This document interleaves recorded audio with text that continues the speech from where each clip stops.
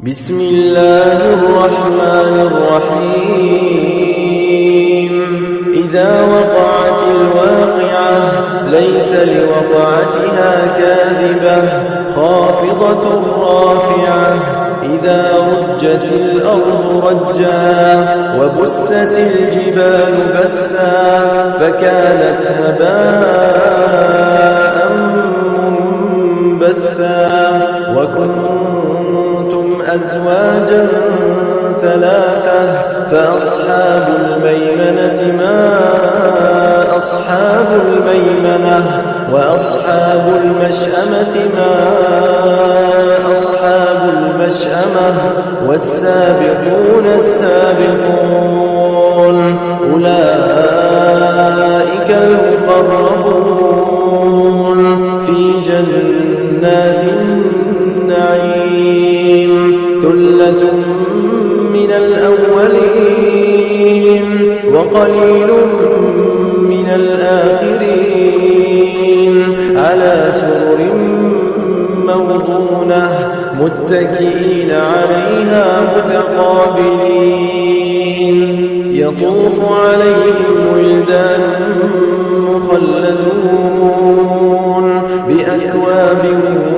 وأباريق وكأس من معين لا يصدعون عنها ولا ينزفون وفاكهة مما يتخيرون ولحم طير مما يشتهون وحور عين كأمثال اللؤلؤ المكنون جزاء بما كانوا يعملون لا يسمعون فيها لغوا ولا تأثيما إلا قيلا سلاما سلاما وأصحاب اليمين ما أصحاب اليمين في سدر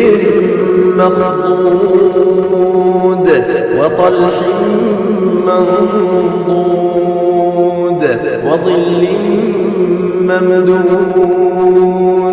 وماء مسكوب وفاكهة كثيرة لا مقطوعة ولا ممنوعة وفرش مرفوعة إنا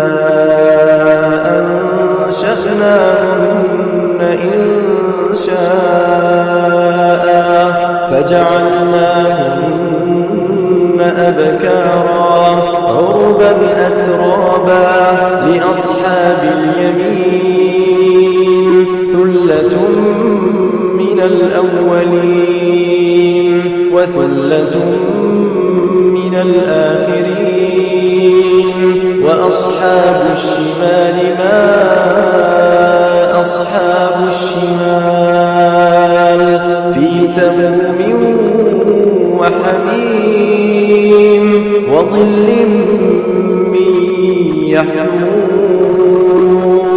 لا بارد ولا كريم إنهم كانوا قبل ذلك مترفين وكانوا يصرون على الحنث العظيم وكانوا يقولون أئذا متنا وكنا ترابا وعظاما أئنا لمبعوثون أوآباؤنا الأولون قل إن الأولين والآخرين لمجموعون إلى ميقات يوم معلوم ثم إنكم أيها الضالون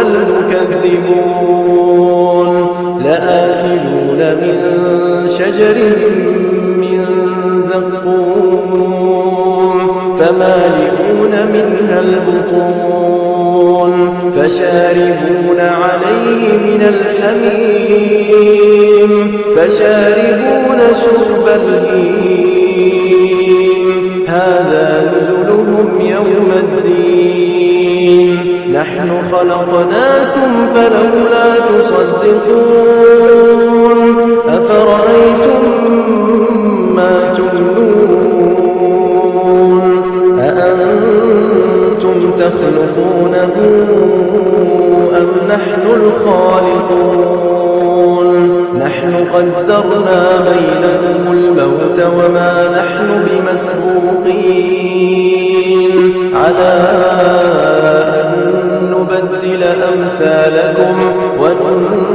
وننشئكم فيما لا تعلمون ولقد علمتم النشأة الأولى فلولا تذكرون أفرأيتم ما تحرثون أأنتم تزرعونه أم نحن الزارعون لو نشاء لجعلناه حطاما فظلتم تفكرون إنا لمغرمون بل نحن محرومون أفرأيتم الماء الذي تشربون أأنتم أنزلتموه من المزن أم نحن المنزلون لو نشاء جعلناه أجاجا فلولا تشكرون أفرأيتم النار التي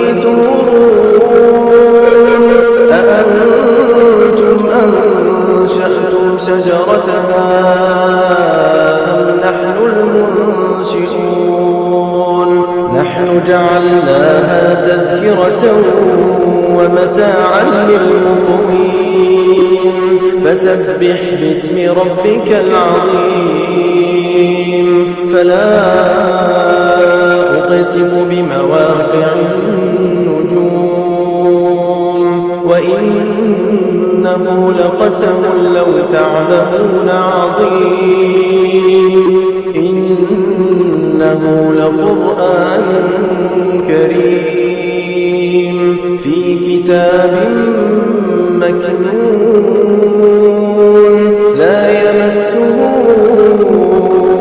إلا المطهرون تنزيل من رب العالمين أفبهذا الحديث أنتم مدهنون وتجعلون رزقكم أنكم تكذبون فلولا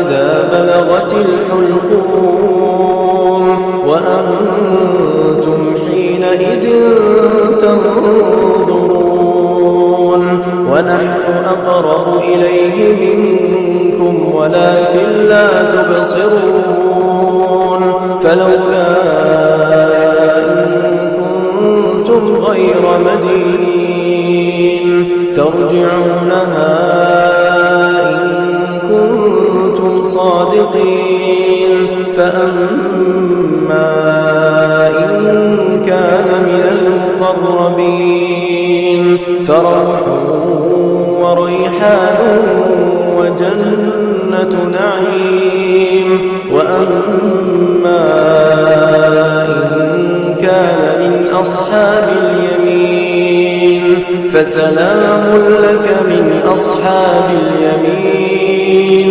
وأما إن كان من المكذبين الضالين فنزل من حميم وتصلية جحيم إن هذا لهو حق اليقين فسبح باسم ربك العظيم। सूरत वाक़िया की फजीलत सूरत वाक़िया 96 आयत पर मुश्तमिल है। اور اسے کب پڑھنا چاہیے؟ رزق کے لیے، برکت کے لیے۔ اس کا جو فائدہ ہے زیادہ تر آپ پڑھیں، ہر ٹائم پڑھنا چاہیے۔ اس کی مغرب کی نماز کے بعد پڑھنے سے رزق میں برکت اضافہ ہوتا ہے، اور اس میں قیامت کا بھی کچھ واقعہ ہے، اور واقعہ یعنی کہ صورت واقعہ ہونے والے۔ کوشش کیا کریں کہ قرآن پاک کی تلاوت کے ساتھ ساتھ ترجمے پر بھی توجہ کیا کریں، ترجمہ پڑھیے، سنیے توجہ سے قرآن پاک کا بھی۔ قرآن اللہ پاک نے اتارا ہے ہمارے پیارے نبی حضرت محمد صلی اللہ علیہ وآلہ وسلم پر۔ 30 پارے ہیں۔ قرآن جو ہے وہ سیکھنے کے لیے ہے، اس کے مطابق آپ زندگی گزار سکتے ہیں۔ ترجمہ پڑھیں گے اور توجہ کریں گے، اس میں زندگی گزارنے کا سر ہے۔ جیسے کہ ہم پڑھتے ہیں بسم اللہ الرحمن الرحیم۔ بسم اللہ الرحمن الرحیم کیا مطلب ہے، کیا پڑھنی چاہیے، کیا اس کا ہے؟ تو اس کے ہمیں جب تک میں نہیں ترجمہ پتہ نہیں ہوگا ہمیں کیسے پتہ چلے گا؟ بسم اللہ الرحمن الرحیم کا ترجمہ جو ہے اللہ کے نام سے شروع جو نہایت مہربان نہایت رحم والا ہے۔ اللہ کے نام سے شروع جو نہایت مہربان رحمت کر، یعنی کوئی بھی کام شروع کر رہے ہیں تو آپ بسم اللہ پڑھ لیں گے۔ کوئی سے مراد یعنی کہ کچھ ایسی آپ نے جب بھی پڑھنا ہو قرآن، آپ نے کوشش کریں کہ ہر ٹائم باوضو رہا کریں۔ باوضو رہنے سے رزق میں برکت ہوتی ہے، اور ایمان کا نصف حصہ جو ہے وہ ہے صفائی ایمان۔ ٹھیک ہے جی، تو اللہ پاک ہمیں ہدایت دے، ہمارے پیارے نبی حضرت محمد صلی اللہ علیہ وسلم کے بتائے ہوئے راستے پر ہمیں چلنے کی توفیق دے۔ اللہ پاک ہمارے گناہ معاف کر، ہمیں معاف کر۔ جی آپ سنیے سورۃ الواقعہ، آپ نے سنا، اور ترجمہ بھی انشاءاللہ اپلوڈ کرتے رہیں گے۔ آپ ہمیں سپورٹ کرتے رہیں، بہت شکریہ، اللہ حافظ۔ اور جو آڈیو ہے سورۃ واقعہ کی، آپ اسے یوز کر سکتے ہیں۔ میں نے بھی کسی ایک چینل سے اٹھائی تھی، تو 2-3 چینل پر گئے، کوئی بھی مجھے کاپی رائٹ اسٹرائک نہیں ہے، تو آپ بھی سورۃ واقعہ کی اپلوڈ آڈیو کر سکتے ہیں۔ ٹھیک ہے، تو میں تھوڑی سی ایڈیٹنگ کرنے کے بعد اسے اپلوڈ کرنے لگا ہوں۔ چلیں آپ لائک کرنا، شیئر کرنا۔ اللہ حافظ، اپنا خیال رکھنا۔